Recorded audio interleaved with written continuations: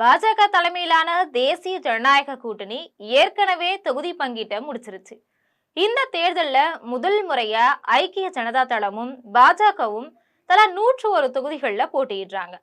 சிராக் பஸ்வானின் லோக் ஜன் சக்தி கட்சிக்கு இந்த முறை 29 தொகுதிகள் ஒதுக்கப்பட்டிருக்கு.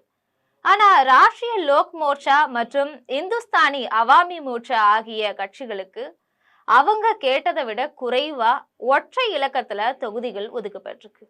அதனால அந்த கட்சிகள் முறுக்கின்னு நிக்குது.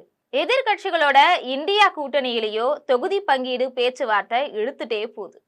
காங்கிரஸ் கூடுதல் தொகுதிகளை கேட்டு லாலு ராஷ்டிரிய ஜனதா தள கட்சியிடம் தொடர்ந்து வலியுறுத்திட்டு இருக்காங்க. அதே மாதிரி இந்த கூட்டணியில இருக்கிற சின்ன சின்ன கட்சிகளும் கோவத்துல இருக்கிறாங்க.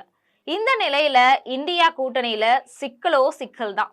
நிதிஷ்குமாரை வீழ்த்தணும் அப்படிங்கிற நோக்கத்துல ராஷ்டிரிய ஜனதா தளம் காங்கிரஸ் கூட்டணி களமிறங்கி இருக்கு. தேஜஸ்வி யாதவ் தலைமையிலான இந்த கூட்டணியில காங்கிரஸ், விகாஸ்ஷீல் இன்சென் கட்சி, இந்திய கம்யூனிஸ்ட், மார்க்சிஸ்ட் லெனிஸ்ட்னு நிறைய கட்சிகள் இடம்பெற்றிருக்கு.